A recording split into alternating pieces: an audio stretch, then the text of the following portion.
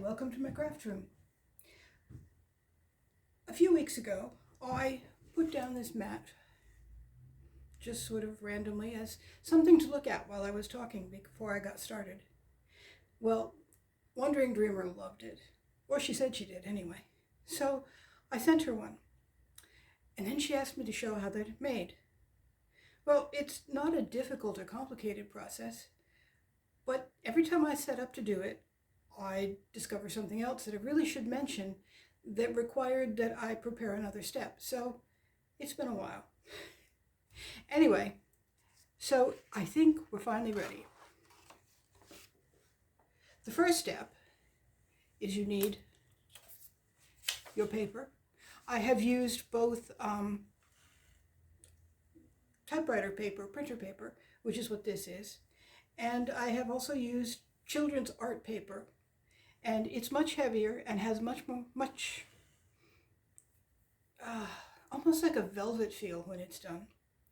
And having watched Mystical Misty doing some dyeing, paper dyeing, I'm intrigued and inspired to try some other things, but let's start with the basics. I've made up some dye. This is partly re-inkers from my distress inks, and also coffee granules for instant coffee. I really liked the darker color it gave it. So the first thing you do is you put a coat of dye down on the paper.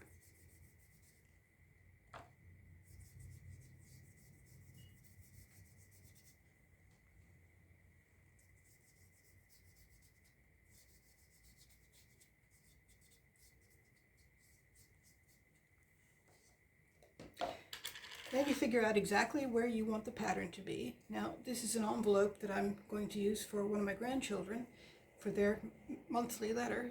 So I want most of it to be on the front, with just bits of the corners not colored.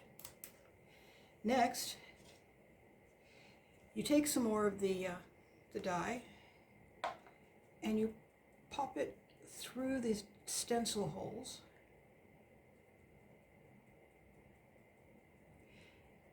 Now, I've discovered that you can put down lots or you can put down little. And for the art pieces, I've been putting down a lot. But for something I want to be able to write over, like the stationery that will go inside these envelopes, I find one coating is more than enough. I could probably make up a lighter solution, but I prefer to use it up at whatever solution it's in right now, rather than having a whole bunch of different values, all of which are likely to get knocked over in my craft room. Now, the tricky bit is, this has to sit for at least 24 hours. If you lift the stencil before that time, what you'll find will happen is that the edges will begin to bleed and smear.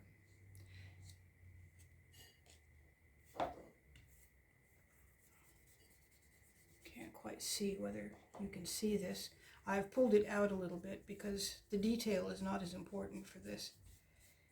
And I wanted to be able to do more than one, since I will need 16 of them.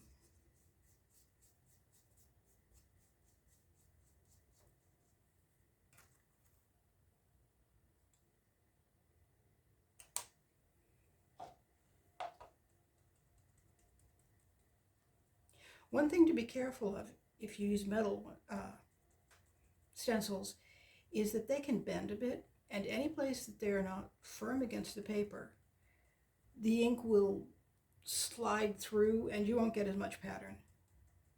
That's not a bad look, but it's something to be aware of.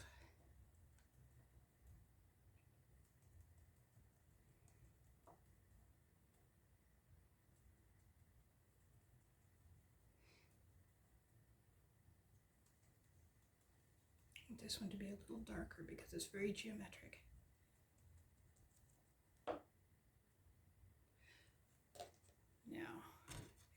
another one. Will you be able to see it? Yeah, maybe. I don't think I'll be able to get a fourth one in though. So,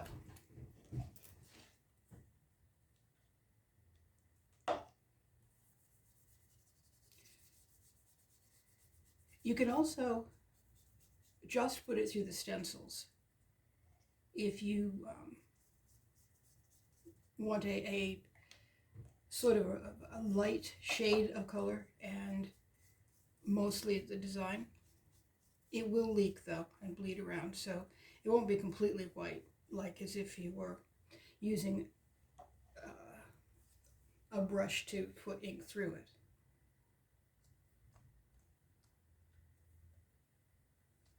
Oh, and I discovered that while this is Distress Ink refiller, the Distress oxides don't work.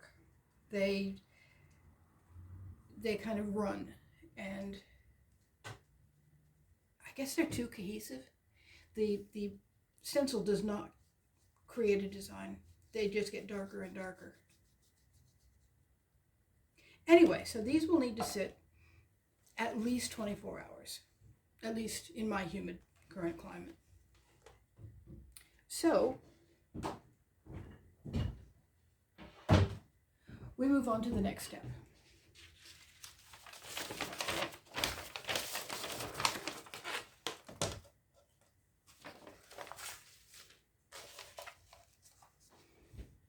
Yep, you can see that.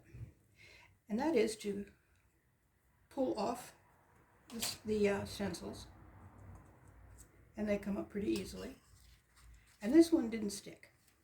Sometimes, however, you'll find that they stick to the glass and then they tear unless you remove them with the edge of the stencil. Aha, like this one is done. There, you see it loosened up pretty quickly, but I had to help it along. Now the stencils can just go take a bath in warm soapy water. So now you have stencils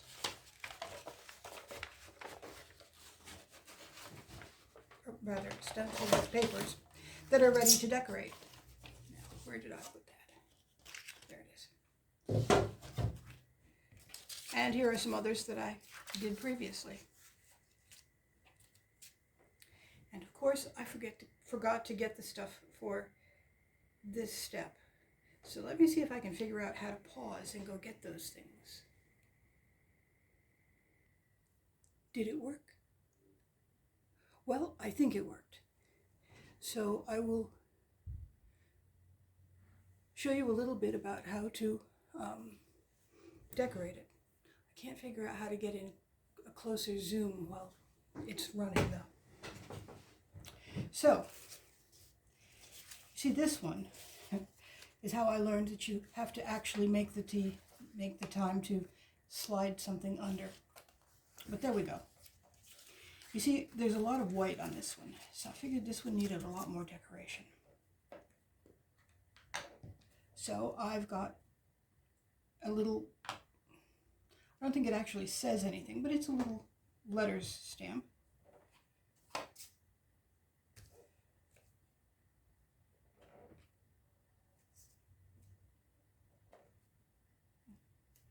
It's mostly just to give it a little visual interest.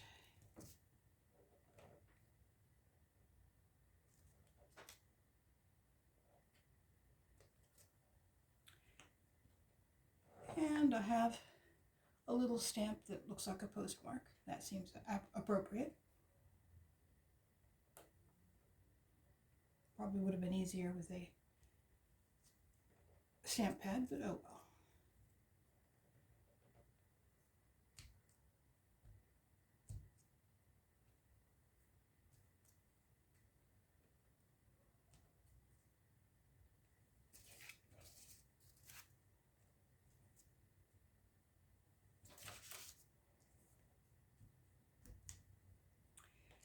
And then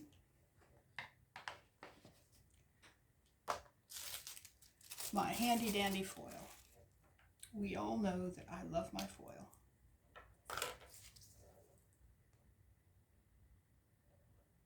Unfortunately, I would have had to put the glue down several hours ago to show you how to use the foil, but I used it in a recent video, so it's the same thing. You just draw on tacky glue and let it dry.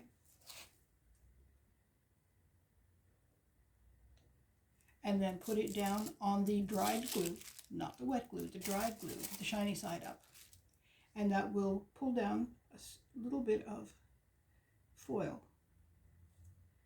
It is not at all as complete as if you were using a foiling machine or something like that, but that's its charm, really.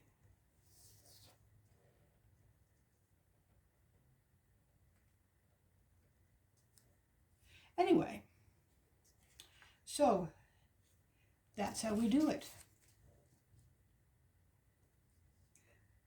I will continue to experiment with different papers and different techniques as they occur to me.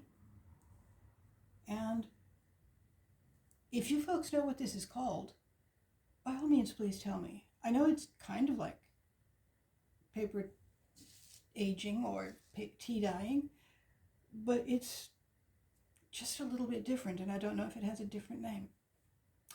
Well, thank you for joining me. I hope you enjoyed this, and I'll see you next time.